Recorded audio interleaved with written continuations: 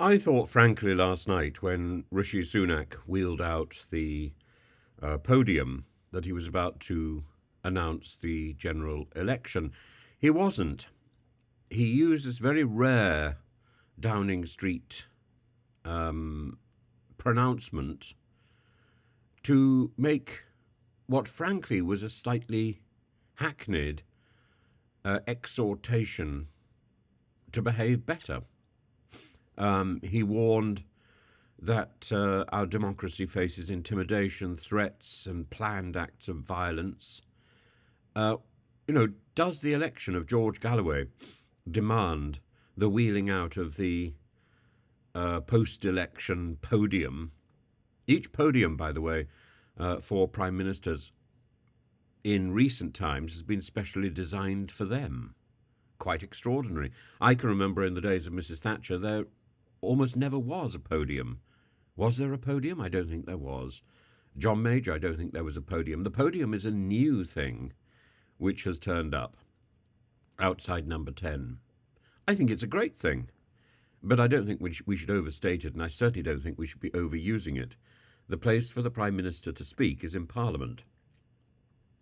And he talks about Britain's great achievement, a multi-ethnic, multi-faith democracy that's now being deliberately undermined by both, by people from the right, people from the, I suppose, the far left, and he would say by Islamists. I think this is stretching it a bit in all directions. I don't think there's a deliberate attempt to undermine our democracy from the far left or from the far right. I think there are attempts to seize personal power. That's not the same thing as undermining democracy. As for the Islamist thing, I think that's a misjudgment. I don't think there is really an Islamist movement here to replace the secular rule of law, the secular parliament, with an Islamic government ruled by ruled by Sharia. This isn't a realistic concept. This is scaremongering. And the fact that there is a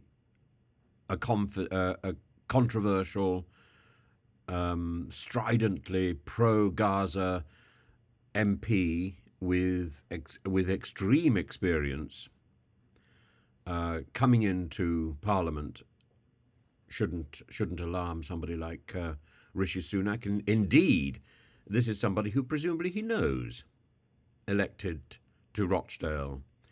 And the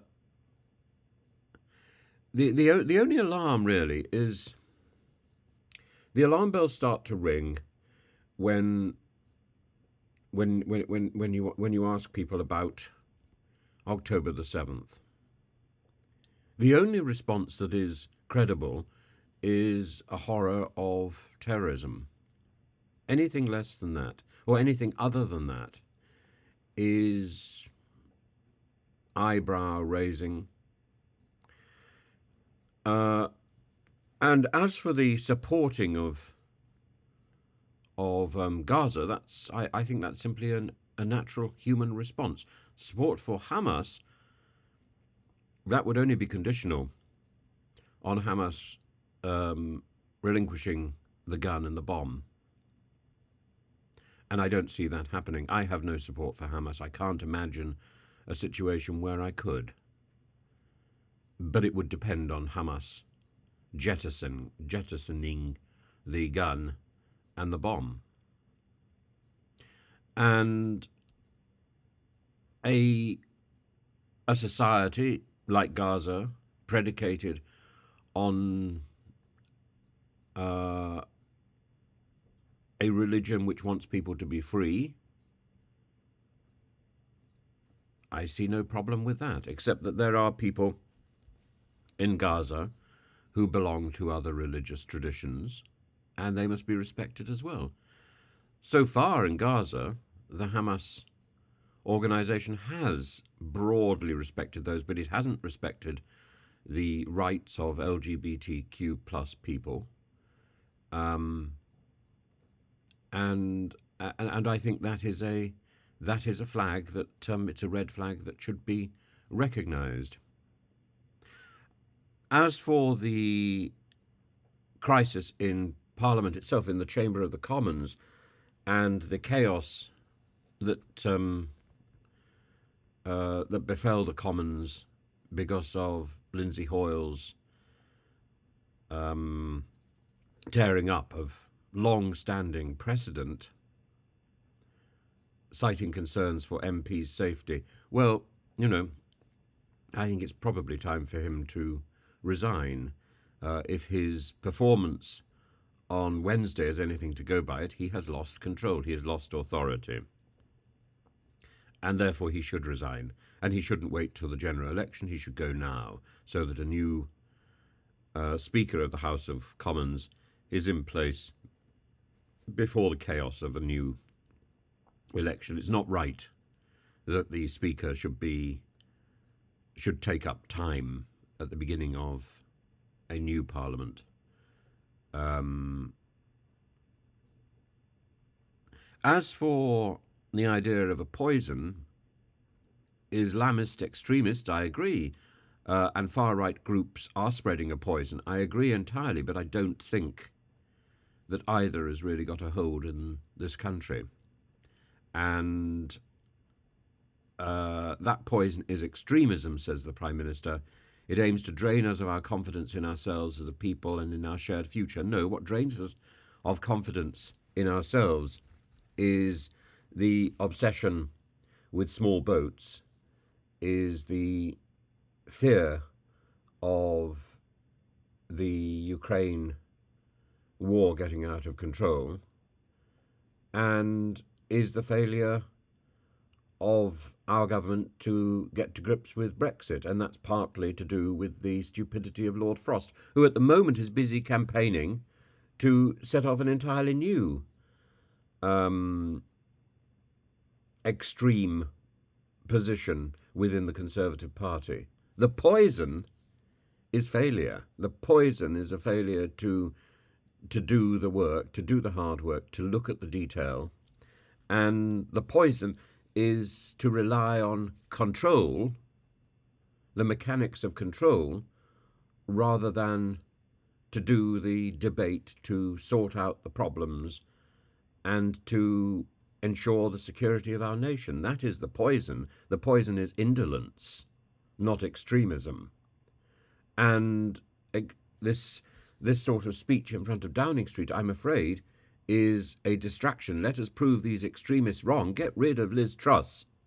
Get rid of Suella Braverman. Get rid of Priti Patel and these people who cause and continue to cause the problems. Actually, maybe I will rein back from Priti Patel because she's been quite quiet recently. But Suella Braverman, Kemi Badenoch,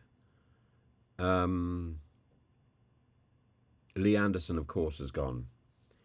But these people, they should be out of the Conservative Party. Liz Truss particularly. And Sunak warns of mob rule. Human rights is not mob rule, and I'm afraid, again, the coded language of the podium speech needs to be decoded and needs to be understood.